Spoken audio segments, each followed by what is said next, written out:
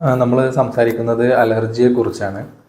Allergy എന്ന് പറയുന്നത് പല ആളുകളിലും നമ്മൾ എന്തൊക്കെ ചോദിച്ചാലും പലപ്പോഴും പല ലക്ഷണങ്ങളായിട്ട് അലർജിയുടെ ലക്ഷണങ്ങൾ കണ്ടുവരാറുണ്ട്.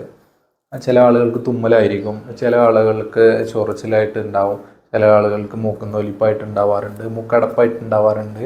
അതുപോലെ തന്നെ സ്കിന്നിൽ വരുന്ന അലർജി ഉണ്ടാവാറുണ്ട്. അതുപോലെ അലർജിക്ക് ചുമ ഉണ്ടാവാറുണ്ട്. അതുപോലെ ശ്വാസം മുട്ടൽ, ഇതൊക്കെ അലർജിയുടെ ഗണത്തിൽ വരുന്ന അസുഖങ്ങളിൽ വരുന്നതാണ്. നമ്മുടെ ഈ അലർജി എന്ന് പറയുന്നത് ഈ അലർജൻ ഉണ്ടാക്കുന്ന ഹൈപ്പർ സെൻസിറ്റിവിറ്റി കാരണം ഉണ്ടാകുന്ന റിയാക്ഷൻ കാരണം ഉണ്ടാകുന്ന റിയാക്ഷനെയാണ് നമ്മൾ അലർജിയുടെ ലക്ഷണങ്ങളായിട്ട് കാണുന്നത്. അപ്പോൾ ഇത് ഏത് ഏരിയയിലാണ് ഈ അലർജിയുടെ ലക്ഷണങ്ങൾ കാണിക്കുന്നത് എന്നതിനനുസരിച്ച്, ഏത് ഏരിയയിലാണോ അതിൻ്റെ ലക്ഷണങ്ങൾ കാണുന്നത് അതിനനുസരിച്ചിട്ടാണ് നമ്മൾ അലർജിയുടെ പേരുകൾ പറയുന്നത്.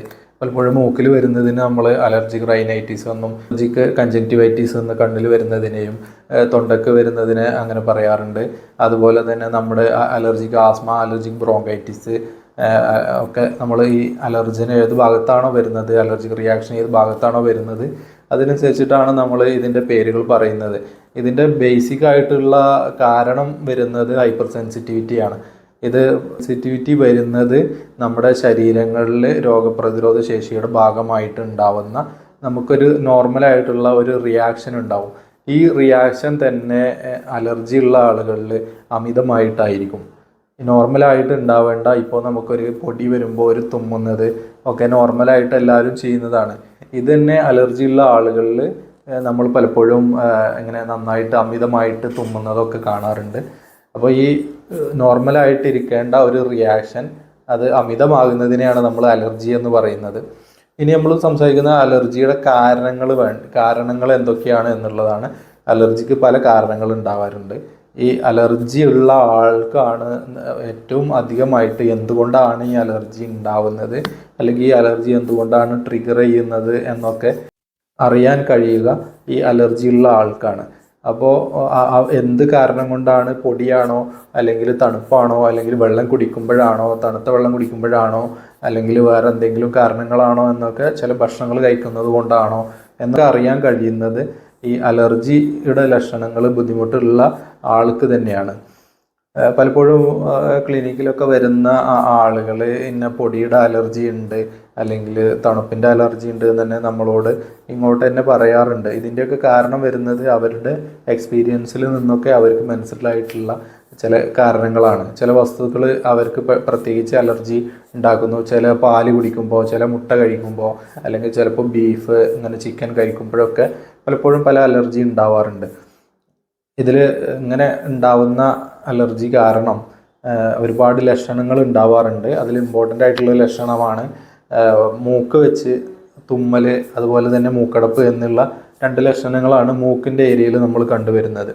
അതുപോലെ തന്നെ സ്മെല്ല് ഉണ്ടാവാതിരിക്കുക, ഈ സ്മെല്ല് നഷ്ടപ്പെടുക എന്നുള്ള ലക്ഷണം മൂക്ക് ബന്ധപ്പെട്ടുള്ള അലർജിയിൽ നമ്മൾ കാണാറുണ്ട്. കണ്ണിൽ പലപ്പോഴും നമ്മൾ അലർജിക്ക് കൺജങ്ക്റ്റിവൈറ്റിസ് ആയിട്ടാണ് കാണപ്പെടാറ്.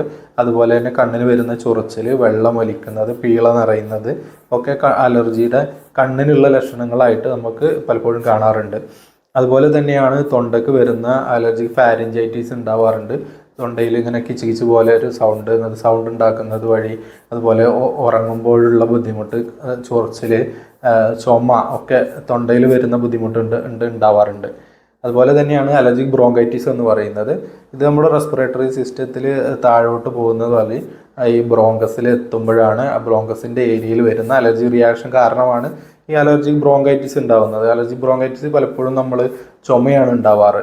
പലപ്പോഴും ശ്വാസം എടുക്കാനുള്ളൊരു പിടുത്തം, അതുപോലെ തന്നെ തൊണ്ടയിൽ കാറൽ, അതുപോലെ തന്നെ നന്നായിട്ടുള്ള ഭയങ്കര ലൗഡായിട്ടുള്ള, അതായത് ചില ആളുകളിൽ കഫം ഇങ്ങനെ വന്ന് പിന്നെ ഇങ്ങനെ കഫം ഇങ്ങനെ അറിഞ്ഞുകൊണ്ടിരിക്കും. അതും ഈ ഒരു റിയാക്ഷൻ്റെ ഭാഗമായിട്ട് ഉണ്ടാവുന്നതാണ്. എന്നാലും ഈ അലർജിക് ബ്രോങ്കൈറ്റിസിൽ കൂടുതലായിട്ട് നമ്മൾ കണ്ടുവരുന്നത് വളരെ ഹാർഡായിട്ടുള്ള കണ്ടിന്യൂസ് ആയിട്ടുള്ള ചുമ, കിടക്കുന്നത് വഴിയൊക്കെ അമിതമാകുന്ന ചുമ, അല്ലെങ്കിൽ കണ്ടിന്യൂസ് ആയിട്ട് ചുമച്ചുകൊണ്ടേയിരിക്കുക, കഫമില്ലാത്ത രീതിയിൽ വലിയ നല്ല സൗണ്ടിലുള്ള ചുമയൊക്കെയാണ് നമ്മൾ പലപ്പോഴും ഇതിൽ കണ്ടുവരാറ്. അതുപോലെ തന്നെയാണ് അലർജിക്ക് ആസ്മ എന്ന് പറയുന്നത്.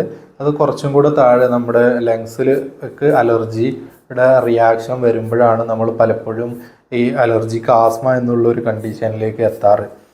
ഇങ്ങനെ നമ്മൾ പല ട്രീറ്റ്മെൻറ്റുകളും ഈ അലർജിക്ക് എടുക്കും.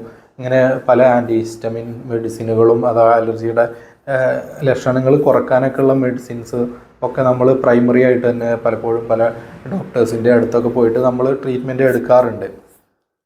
ഇങ്ങനെ അലർജി ഉള്ള ആളുകൾ വീട്ടിൽ ശ്രദ്ധിക്കേണ്ട കാര്യങ്ങളിൽ അവരുടെ അലർജി ഉണ്ടാക്കുന്ന വസ്തു നമുക്ക് എക്സ്പോഷർ കുറക്കുക എന്നുള്ളതാണ് അലർജിയുടെ റെക്കറൻസ് പ്രിവെൻറ്റ് ചെയ്യുക. അതായത് പിന്നെ ഇങ്ങനെ ഉണ്ടായിക്കൊണ്ടിരിക്കുന്നതിനുള്ള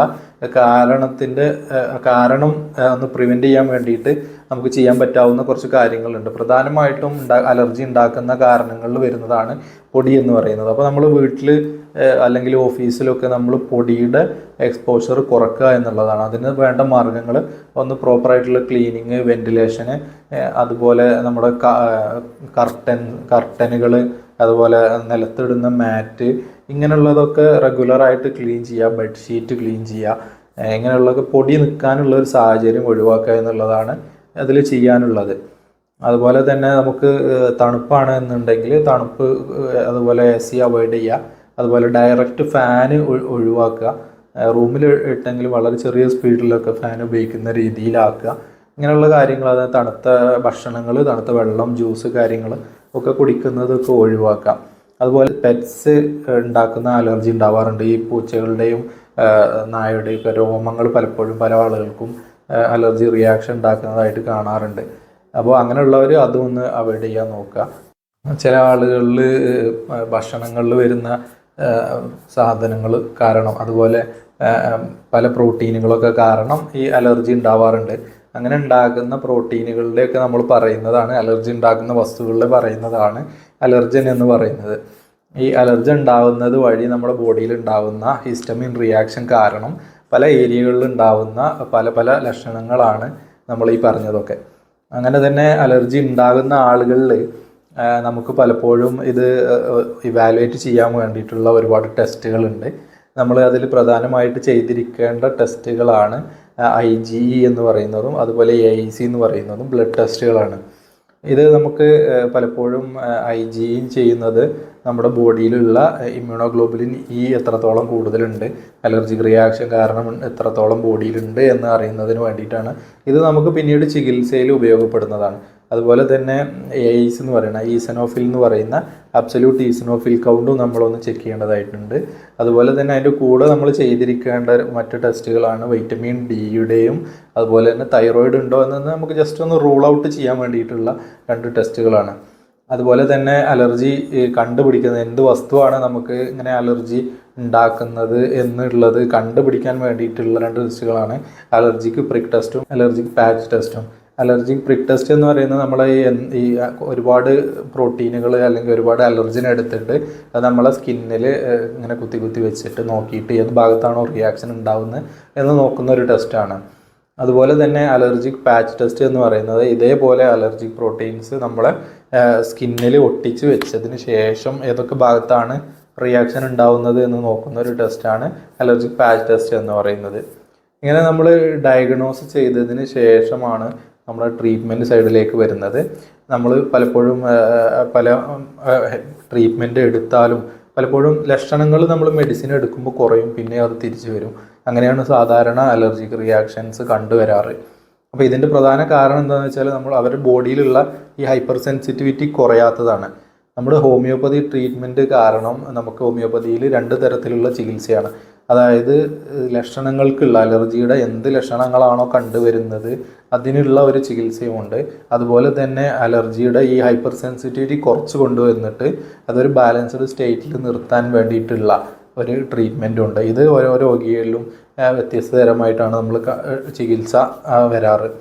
അവരുടെ മാനസികമായിട്ടും ശാരീരികമായിട്ടും ഒക്കെ ഉള്ള, അതുപോലെ ഫാമിലി ഹിസ്റ്ററി, അവരുടെ എയിൽമെൻറ്റ്സ് ഒക്കെ പലപ്പോഴും പല വ്യത്യാസങ്ങളായിരിക്കും. അതുകൊണ്ട് തന്നെ ഇൻഡിവിജ്വൽ ട്രീറ്റ്മെൻറ്റാണ് നമ്മൾ പലപ്പോഴും പ്രിഫർ ചെയ്യാറ്.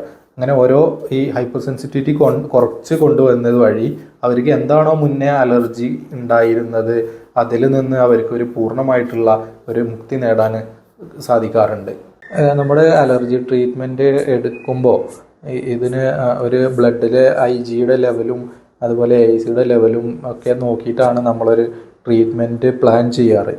അപ്പോൾ എത്രത്തോളം ഉണ്ട് ഇതിൻ്റെ അളവ് എന്നൊക്കെ ഉള്ളതിനനുസരിച്ച് ഈ അലർജിയുടെ സെൻസിറ്റിവിറ്റി കുറഞ്ഞു വരുന്നതിനും അതുപോലെ എത്രത്തോളം പഴക്കമുണ്ട് ഈ അസുഖം എന്നുള്ളതിനൊക്കെ അനുസരിച്ചിട്ടുള്ള ഒരു സമയം നമ്മുടെ ട്രീറ്റ്മെൻറ്റിന് എടുക്കുന്നതാണ്. ഈ അലർജി ട്രീറ്റ്മെൻറ്റ് അങ്ങനെയാണ് നമുക്കത് മാറ്റിയെടുക്കാൻ കഴിയുള്ളൂ.